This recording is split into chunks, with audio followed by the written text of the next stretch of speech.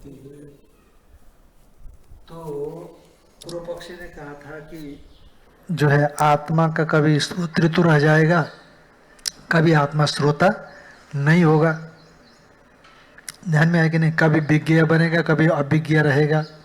पहले तो कहा था प्रत्यक्ष प्रमाण से, अनुमान प्रमाण से, फिर मन के द्वारा, ऐसा कहा था। तो सिद्धांति ने उत्तर दिया इसमें कि फिर तो ये तो निस्संदिग्ध बोध नहीं होगा। कभी आत्मा श्रोता होगा तो उस काल में मनता नहीं होगा, जब मनता होगा तो श्रोता नहीं होगा। जब व्यक्ति चलेगा तो चलेगा ही, स्थाता नहीं होगा। जब स्थित रहेगा तो स्थित रहेगा, गंता नहीं होगा। तो पाक्षिक हो गया ये।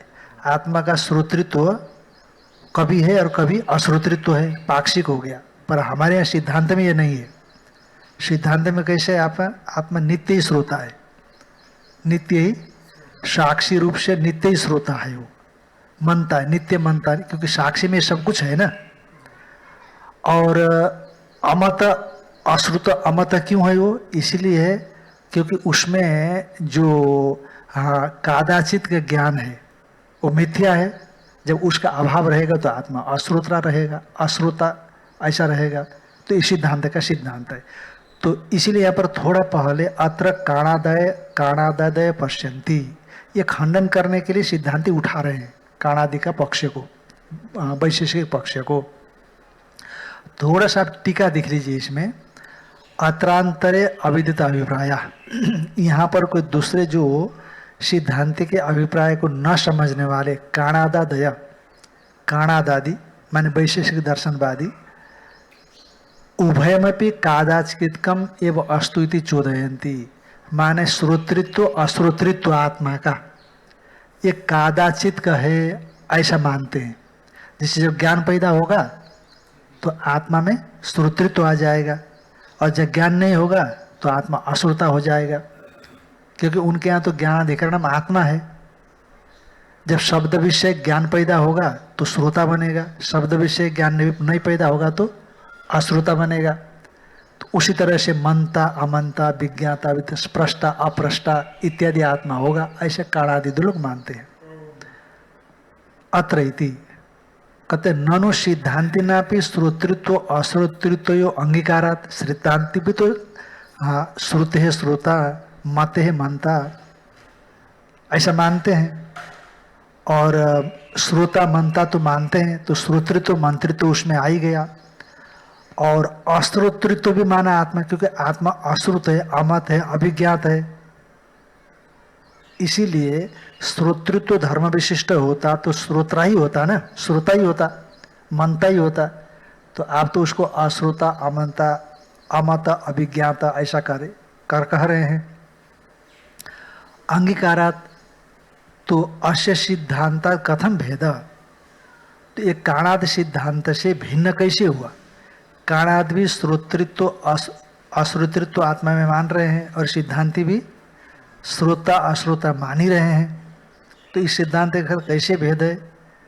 तो ऐसी आशंका होने पर कहते हैं सिद्धांत तन्मते, माने सिद्धांति के मत में नित्य साक्षिणो नित्य में श्रोतृत्वम, जो नित्य साक्षी है वो आत्मा कैसा है? हमेशा का साक्षी है वो। कोई भी ऐसी दशा नहीं है जिसमें आत्मा में साक्षित्व ना हो, नित्य साक्षी हो। उसमें नित्य में वह श्रोतृत्वम, उसमें श्रोतृत्व कैसा है? मंत्रित्व विज्ञातृत्व ये समझना, नित्य ही में श्रुति मति विज्ञाति नित्य ही उसमें। और उसी आत्मा में अश्रोतृत्व कैसे है? कादाचित का ज्ञान से मृषात्वेन तदभावेन च, कादाचित का ज्ञान मृषा है और मृषा होने से उसका अभाव है। तो नित्य में अश्रोतृत्वम, और नित्य उसमें क्या है? अश्रोतृत्व भी है। अब ये सिद्धांत का मत है अश्रोतृत्वम। अश्विन मत है तो, पर काणादियों के मत में तो क्या है? कादाचित के ज्ञाने व श्रोतृत्वादिकम इति विशेषम, कादाचित के ज्ञान से ही उसमें श्रोतृत्व है, नित्य श्रोतृत्व नहीं मान सकते उसमें। जब ज्ञान होगा तो श्रुति विषय ज्ञान होगा तो श्रोता बनेगा, मति विषय ज्ञान होगा तो मनता बनेगा, नहीं होगा तो नहीं बनेगा। इसीलिए कहते हैं पक्ष प्राप्ते नैव श्रोतृत्वादिना आत्मा उच्यते श्रोता मंता इत्यादि काणादादि ये बोलते हैं कि पक्ष प्राप्त श्रोतृत्वादि, एक पक्ष में श्रोतृत्व प्राप्त होता है जो सुनता है, श्रवण के साथ जो मन का संबंध होता है तो श्रोता बनता है, पक्ष प्राप्त हो गया। श्रोतृत्वादिना आत्मा उच्यते श्रोता मनता इत्यादि संयोग जत्वम अयोग पद्यम च ज्ञान से आचक्षते। वो जो वैशेषिक लोग नैयायिक लोग क्या मानते हैं, संयोगज मानते हैं ज्ञान को, संयोग जत्वम ज्ञान से आचक्षते काणादादय, अयोग पद्यम च ज्ञान से आचक्षते काणादादय, क्योंकि इंद्रिय और मन के संयोग से ज्ञान पैदा होता है।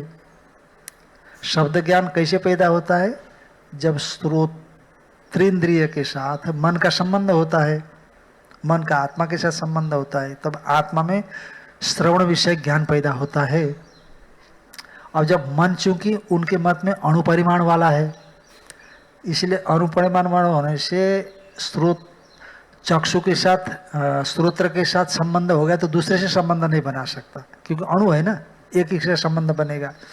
तो इसीलिए श्रुति विषय मैंने श्रवण विषय ज्ञान जब होगा तो उसी समय चाक्षुष ज्ञान नहीं होगा, श्रावण ज्ञान होगा पर चाक्षुष ज्ञान, क्योंकि ज्ञान की उत्पत्ति के लिए आत्ममन का संयोग हेतु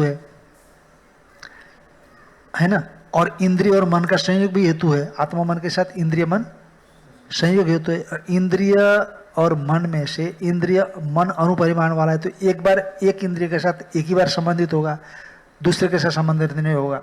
तो इसीलिए ज्ञान में युगपत्ता भी नहीं है, अयोग्यपद्य है, माने क्रमशः। युगपत माने एक साथ, अयुगपत माने क्रमशः है, पर्याय रूप से होता है। माने पक्ष प्राप्त ये हुआ ना, जब वो ज्ञान होगा तो उसमें श्रोतृत्व मंत्रित्व रहेगा, जब ज्ञान नहीं होगा तो श्रोतृत्व मंत्रित्व उसमें नहीं रहेगा। एक पक्ष में श्रोतृत्व मंत्रित्व प्राप्त हुआ और इसमें संयोग जत्वम अयोगपत्यम से ज्ञान से आक्षेप, और ज्ञान को संयोग जत्व मानते हैं और क्रमशः होने वाले भी मानते हैं। तो इसी में दिखाते हैं, क्या दिखाते हैं, दर्शयन्ति च अन्यत्र मन अभुवम न अदर्शम इत्यादि। अन्यत्र मन वाला था, विषय के साथ इंद्रिय का संबंध तो बना, पर मन दूसरे विषय का चिंतन कर रहा था, तो इसीलिए उसने वो श्रोता नहीं बना। अरे मैंने तो सुना ही नहीं भैया, आपने क्या कहा, जरा दोबारा बताना। ध्यान में है कि नहीं, वो कोई फोन आ गया, फोन में कोई ऐसी प्रभावशाली बातें आ गई तो सुनता रहा हमारे जैसा ऐसा, अरे क्या बताया आपने, फिर दोबारा बताना जरा। क्यों, अन्यत्र मन अभुवम, क्योंकि मन का इंद्रिय से संबंध नहीं बना तो ज्ञान ही पैदा नहीं हुआ, तो श्रोता नहीं बना मैं। ध्यान में है कि नहीं। तो ये अच्छा उधर बन रहा था, उधर सुन रहा था, उधर बन रहा था, तो इसीलिए युगपत्ता ज्ञान में नहीं हुआ ना। दर्शयन्ति च अन्यत्र मन अभुवम न अदर्शम इत्यादि युगपच ज्ञान अनुत्पत्तिर मनसोलिंगम। इसलिए युगपत ज्ञान की अनुत्पत्ति में ये मन का संबंध होना ही क्या है, ये लिंग है। इति च न्यायम, और ये ठीक भी मालूम पड़ रहा है, उनका सिद्धांत है। भवतु एवं किम तब नष्टम यदि एवं स्यात्। तो पूछा, किसी ने पूछा, बीच में कोई तटस्थ है या पूर्व पक्षी कोई है, उसने पूछा सिद्धांति को, यदि एवं न्यायम स्यात्, यदि ये न्याय है तो भवतु एवं ऐसा होने दो, किम तब नष्टम, आपके लिए क्या बिगड़ा, आपका क्या बिगड़ा। यदि ये न्याय है, उचित है, तो ऐसा होने दो ना। आपका क्या बिगड़ा है, क्या नष्ट हो गया, आपका क्या बिगड़ा है। अस्तु एवं तब इष्टम चेत, यदि तुम्हारे लिए अभिप्रेत ये है तो यही हो, पर श्रुत्यर्थस्तु न समवती, सिद्धांति कह रहा है श्रुति का अर्थ ये नहीं होगा। तो पूर्व पक्ष से पूछता है, किम न श्रोता मनता इत्यादि श्रुत्यर्थ, क्या श्रोता मनता इत्यादि श्रुति का अर्थ नहीं है। आत्मा श्रोता है, आत्मा मनता है, ये श्रुति अर्थ नहीं है। हम तो आत्मा को श्रोता मनता ही बना रहे हैं। कहते न श्रोता न मनता है, परमार्थतः देखा जाए तो आत्मा न श्रोता है न मनता, ये श्रुति का अर्थ है। सिद्धांत न श्रोता न मनता इत्यादि वचनात्, क्योंकि श्रोता मनता इत्यादि नहीं है, ऐसा श्रुति का वचन है।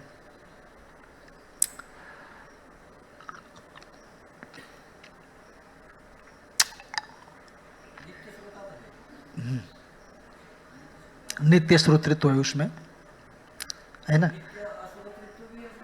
नित्य अश्रोतृत्व भी है। कैसे? क्योंकि जो अनात्म ज्ञान है, इंद्रिय से संबंध रखने वाला ज्ञान, वो कैसा है? मिथ्या है। तो मिथ्या होने से वो नहीं है, अभाव है, अभाव रूप हो गया वो, क्योंकि मिथ्या है ना। मिथ्या होने से क्या है? अनिर्वचनीय समझ लीजिए। तो वो जहां ये दिख रहा है उससे भिन्न नहीं हुआ वो, क्योंकि इसको लेकर के आप श्रोता मंत्र बना रहे थे आत्मा को, पर जब ये नहीं रहा, कल्पित हो गया, अनिर्वचनीय हो गया, तो जो जिसमें अनिर्वचनीय हो गया उससे भिन्न नहीं रहा, और श्रोता मंत्र ही नहीं, इसको लेकर के श्रोता मंत्र बन रहा था। तो इसलिए नित्य अश्रोता भी है, और साक्षी रूप से नित्य साक्षीतया श्रोतृत्व नित्यमेव, क्योंकि वो कोई श्रोतृत्व आगंतुक नहीं है, ये स्वरूपतः श्रोतृत्व है, ये नित्य श्रोतृत्व भी है। और अश्रोतृत्व अनात्म जो ज्ञान है, अनात्म ज्ञान मिथ्या होने से, उसी में कल्पित होने से स्वरूपतः वो अश्रोता भी है। ऐसा ननु पाक्षिकत्व ने प्रत्युक्तम, तो या अरे आपने श्रोतृत्व मंत्रित्व एक पक्ष में होना, एक पक्ष में श्रोतृत्व मंत्रित्व न होना, इसको तो पाक्षिक रूप से आपने निषेध कर दिया था पहले। कहते न, ऐसी बात नहीं, नित्य में श्रोतृत्व आदि अभिभोगमात, हम नित्य उसमें श्रोतृत्व मानते हैं, और नित्य अश्रोतृत्व, स्वरूपतः श्रोतृत्व है नित्य, और अनात्म पदार्थों को लेकर के नित्य अश्रोतृत्व है उसमें। इसी को मैंने पहले पढ़ा करके सुनाया था आपको, नित्य साक्षिणो नित्यम श्रोतृत्व, और कादाचित का ज्ञान से मृषात्वेन और तद अभावेन च नित्यमेव अश्रोतृत्वम। ध्यान में आया कि नहीं? कादाचित का ज्ञान से मृषात्वेन, कादाचित का ज्ञान मिथ्या है, और मिथ्या जो ज्ञान है उस ज्ञान से उसमें क्या श्रुतित्व ले आएंगे आप? एक बात, मिथ्या तो मिथ्या ही हो।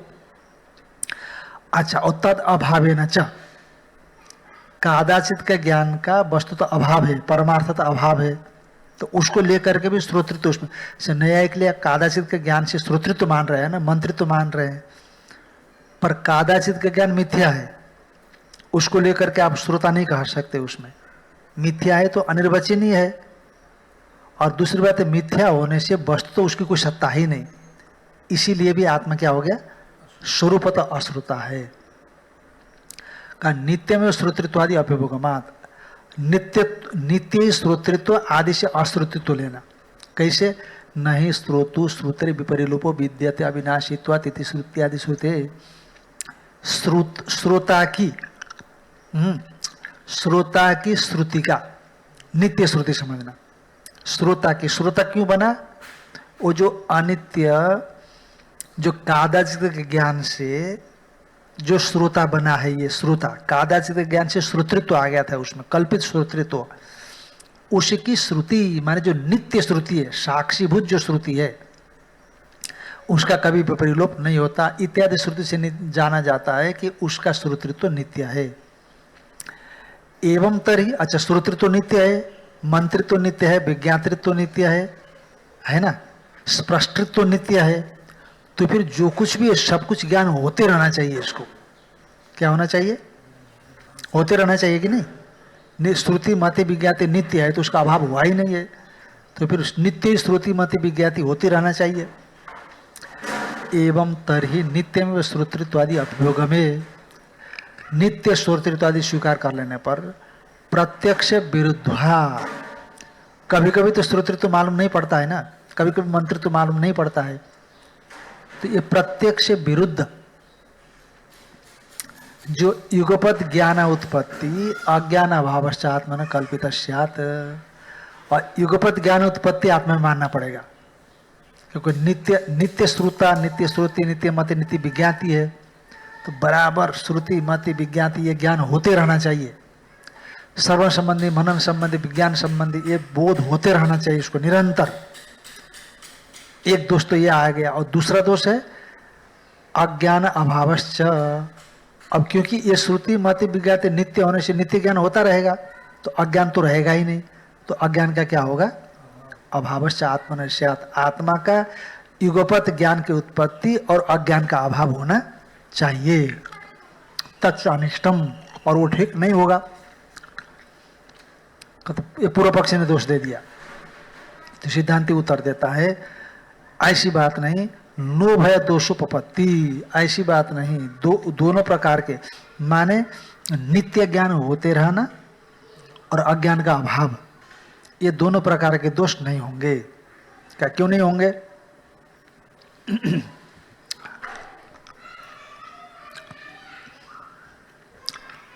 आत्मनः, देखो ऊपर से टीका में दूसरी पंक्ति देख लेना आप, श्रोतृत्वादेर नित्यत्वे, उसे पहले पंक्ति देख लो, युगपत ज्ञानोत्पत्ति उभय दोष, उभय युगपत ज्ञानोत्पत्ति अज्ञान अभावस्य इति उभय दोषस्य उपपत्ति। ये दोनों दोष की उपपत्ति संभवो नास्ति, संभव नहीं है। नो भय दोष उपपत्ति, इसका मतलब हुआ। अच्छा, श्रोतृत्वादेर नित्यत्व कथम उभय दोषाभाव इति, जब श्रोतृत्वादि नित्य है आत्मा में, अश्रित्वादि भी नित्य है, तो कथम उभय दोषाभाव, नित्य ज्ञान होते रहना और अज्ञान का अभाव, जब ज्ञान नित्य होता ही रहेगा तो अज्ञान का अभाव ही रहेगा। इति आशंक्य आत्मस्वरूप भूत साक्षी रूप श्रुत्यादिर नित्यत्वेपि, आत्मस्वरूप भूत साक्षी रूप श्रुत्यादि, ध्यान में है कि नहीं? आत्मस्वरूप भूत साक्षी रूप जो श्रुति मति विज्ञाति जो स्वरूप भूत है, स्वरूप भूत, श्रुति मति विज्ञाति कैसी है? साक्षी रूप स्वरूप भूत है वो।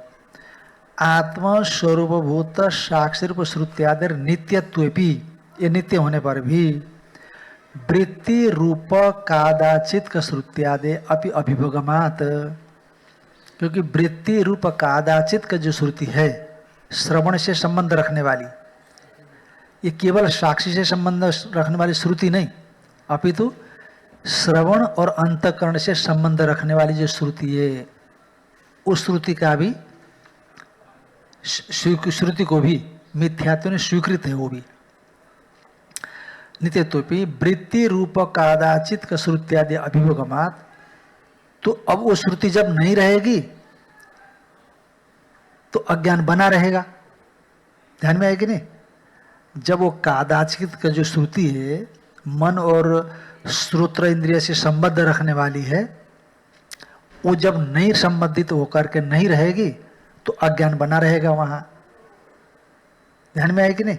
जब वो रहेगी तो उस अज्ञान का, तद विषय का अज्ञान का, श्रवण विषय का ज्ञान का अभाव होगा। इसलिए कादाचित तत्व की अनुपपत्ति होगी ऐसा नहीं है, वो तो रहेगी।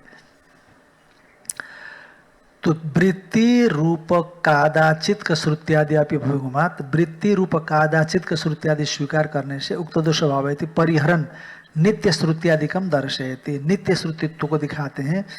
आत्मना श्रुत्यादि श्रोतृत्वादि धर्मवत्व श्रुति, आत्मा का श्रुति आदि का श्रोतृत्वादि धर्मवत्व श्रुत है। आत्मा का जो श्रुति इत्यादि का श्रोतृत्वादि धर्म श्रुत है। अनित्यानाम मूर्तानाम चक्षुरादिनाम, अनित्य मूर्त, चक्षु मूर्त है ना, चक्षु क्या है? सावयव है, मिलकर के बना है। अनित्यानाम मूर्तानाम चक्षुरादिनाम दृष्टियादि अनित्यमेव, दृष्टियादि उसके अनित्य है। चक्षु की दृष्टि हो गई, हाँ, श्रोत्र की श्रुति हो गई, और मन की मति हो गई, विज्ञान की विज्ञाति हो गई, और साथ में त्वचा की क्या हो गई? हाँ, त्वचा की स्पृष्टि हो गई। स्पृष्टि दृष्टि है तो स्पृष्टि होती होगी जहाँ तक स्पृष्टि, हाँ, नहीं तो स्पर्शन आप ल्यूट कर रहे हो ना, तीन करो ना, यहाँ पर सब तीन किया हुआ है। यहाँ पर दृष्टि श्रुति मति विज्ञाति, ये अनात्म स्वरूप दृष्टि, इसीलिए नहीं मते मंतारम मनविथा, मति माने अनात्ममति, अनात्ममति नहीं मते, अनात्ममति के मनता, उसका मनन करने वाला साक्षी, उसका चिंतन मत करो, उसका मनन मत करो। नहीं नहीं दृष्टे द्रष्टारम पश्ये, इसीलिए कहा वहां पर दृष्टियादि अनित्य संयोग, क्योंकि संयोग वियोग धर्मिणाम, ये संयोग वियोग धर्मी है, ये इसीलिए अनित्य दृष्टि है।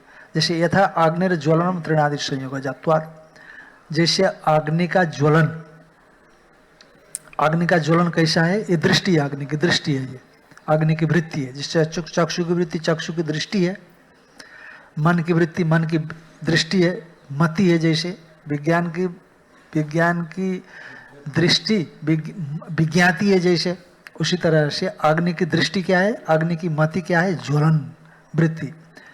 तो तृणादि संयोग जत्वात्, और तृणादि संयोग है तो वो वृत्ति ज्वलन प्रज्वलन वो है, और यदि वो न हो तो वह नहीं है।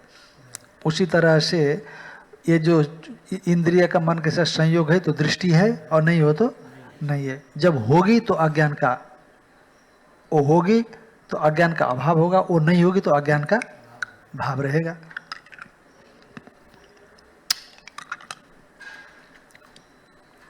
न तो नित्यस्य अमूर्तस्य संयोग विभाग धर्मिण साक्षिण, जो नित्य अमूर्त संयोग विभाग, नित्यस्य अमूर्तस्य संयोग विभाग धर्मिण, क्या बता रहे हैं? नहीं असंयोग, हाँ ठीक है ना, असंयोग पढ़ा है ना, मैं संयोग पढ़ रहा हूँ एक बार। नित्यस्य अमूर्तस्य असंयोग विभाग धर्मिण साक्षिण, जो नित्य है, जो अमूर्त है, जो संयोग विभाग धर्मी नहीं है, तो उसका संयोगज दृष्टियादि अनित्य धर्मवत्व न समवती। संयोगज दृष्टियादि जो अनित्य धर्मवत्ता, क्योंकि संयोगज जो होता है आत्मा मन के इंद्रिय मन के संयोग से उत्पन्न वाले दृष्टियादि अनित्य धर्मवत्व, वह साक्षी का संभव नहीं हो सकता। क्योंकि तथा श्रुति नहीं द्रष्टुर दृष्टिर विपरिलोपो विद्यते, दृष्टा की दृष्टि का विपरिलोप नहीं होता, वो नित्य दृष्टि हमेशा बनी रहेगी, चाहे इंद्रिया रहे चाहे न रहे। ध्यान में आए कि नहीं? चाहे मन रहे चाहे न रहे। हाँ, यह है कि मन नहीं रहेगा तो प्रतीति नहीं होती है, इंद्रिया नहीं रहेगी तो प्रतीति होती है उसकी,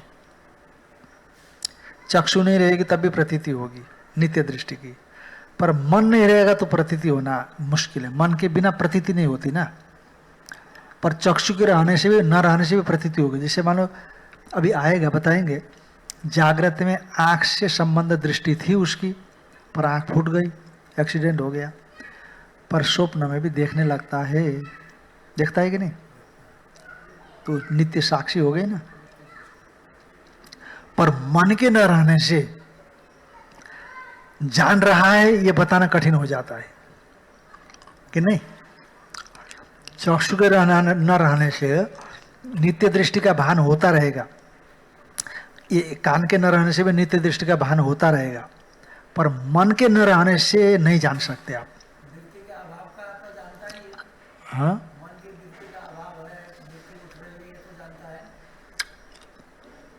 वृत्ति उठ रही है तो मन का अभाव कहाँ हुआ?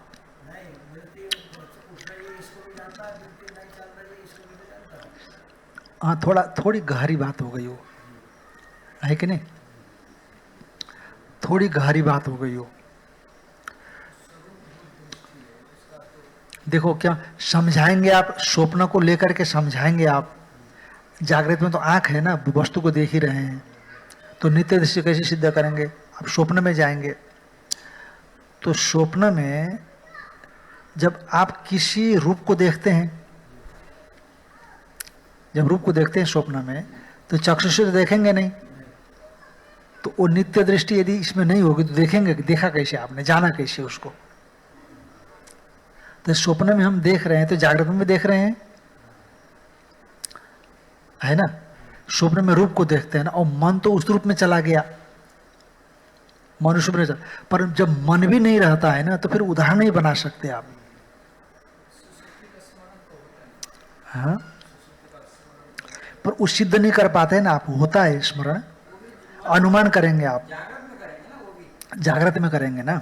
स्वप्न में तो क्योंकि आपको प्रतीत हो रहा है ना, स्वप्न में से स्वप्न में मान लो आज जागृत में हम सूंघते थे, स्वप्न में अब नाक खत्म हो गई हमारी किसी वजह से, और स्वप्न में हमको सूंघने में आ रहा है।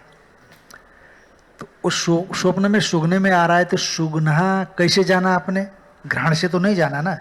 जागृत में तो घ्राण से जानते हैं आप, स्वप्न में तो आपका घ्राण इंद्रिय रही नहीं, क्योंकि घ्राण खत्म हो गई ना। फिर भी आप जान रहे हैं तो किससे जाना?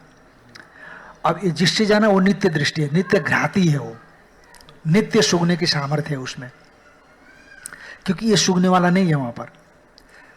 कोई कह सकता है स्वप्न में भी नाक से जाना, अरे नाक से स्वप्न में कहाँ जानेगा?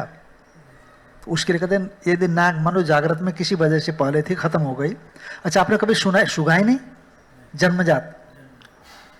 हाँ, हमारे किसी की आंख फूट गई है, पहले आंख थी, अब स्वप्न में गया तो रूप दर्शन करता है कि नहीं? तो कैसे करता है? कोई मैंने आंख को इसलिए फुड़ा रहे हैं क्योंकि कोई कहेगा कि स्वप्न में भी आंख से देखता है, ऐसा कोई बोले ना बोले इसीलिए तो है ही नहीं, पर देखो रूप का दर्शन करता है। यदि नित्य दृष्टि इसकी नहीं होती तो रूप दर्शन कैसे करता? इसमें नित्य प्रकाश, इसी प्रकाश में प्रकाशित हो रहा है, यही उसका जानना है, अन्य ज्योति नहीं है। पर सुषुप्ति में ऐसा नहीं है ना।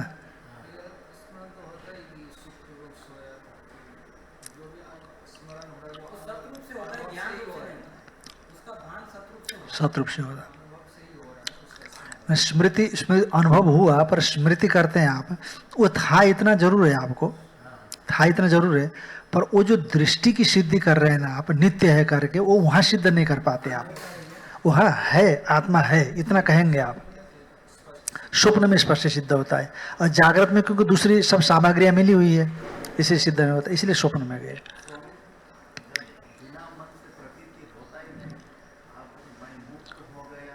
स्वरूपता प्रतीति होगी, स्वरूपता प्रतीति होगी। मुझे हम लोगों के ईदंतया जानने के आदि हो गए, पदार्थों के ईदंतया जानने के आदि हो गए ना, वहां पर अब ईदंतया जानने के लिए चीज है ही नहीं, तो स्वरूपता ही बस आप जान गए। अहम वो वृत्ति भी नहीं रहेगी, मन होगा तो वृत्ति होगी ना। बस देखो, जाना जाएगा अहंकार की वृत्ति में ही आत्मा जाना जाएगा, बाहर नहीं जाना जाएगा दूसरे में। हम इस अहंकार वृत्ति में जो स्फुरित हो रहा है वो आत्मा है आपका।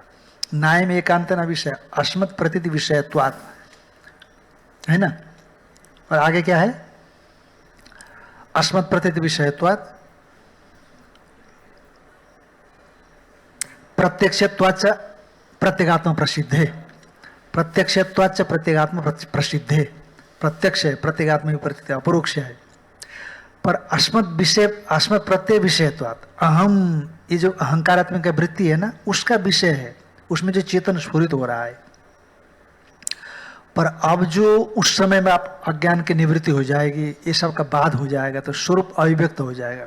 फिर आपको ये सब अहंकार वृत्ति में जानने की जरूरत नहीं, स्वरूपता आप जान जाएंगे, अपने आप जान जाएंगे।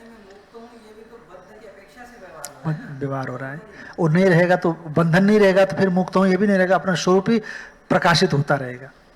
ध्यान में है कि नहीं? क्या क्या बोले, बड़ा अजीब है ना। अरे भाई, कुछ न उपाधि को लेकर के आप बोलते हो कि नहीं, वहां पर जब कोई उपाधि नहीं रहेगी, आप अद्वितीय रह जाओगे तो क्या बोलोगे आप? किसको बोलोगे आप? क्या करोगे आप? किसको नहीं करोगे आप? बस आप ही आप हो बस। वो तो सब नीचे की बात है ना, तो कुछ रह रहा ही नहीं, आप केवल अद्वितीय ब्रह्म है। आत्मा वे एकदम अग्र आशित नान्यत किंचन में सत, बस कुछ नहीं वहां पर, एकदम आप ही आप है।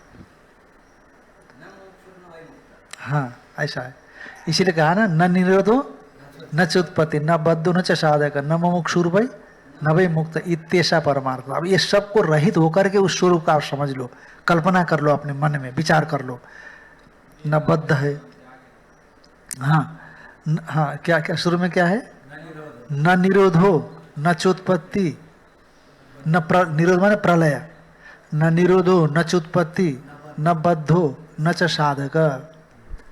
तो ये आपके साधन कुछ भी नहीं, साधक होने के लिए साधन चाहिए कि नहीं, इंद्रिया चाहिए, मन प्राण बुद्धि चाहिए, ये सब कुछ नहीं है वहां पर। और न मुमुक्षु, मुमुक्षु भी नहीं है, न भाई मुक्त, मुक्त भी नहीं हो, इत्तेषा परम। अरे मुक्त भी तो अपेक्षा से लेकर के आप बोलते हो, बंधन की अपेक्षा से लेकर के, बस वो आपका सब चिन्ह मात्र है। वो क्या है? वो चिन्ह मात्र है। हाँ हाँ, अतिरिक्त तो कुछ नहीं है, स्वरूपभूत ही है सब कुछ। ओम।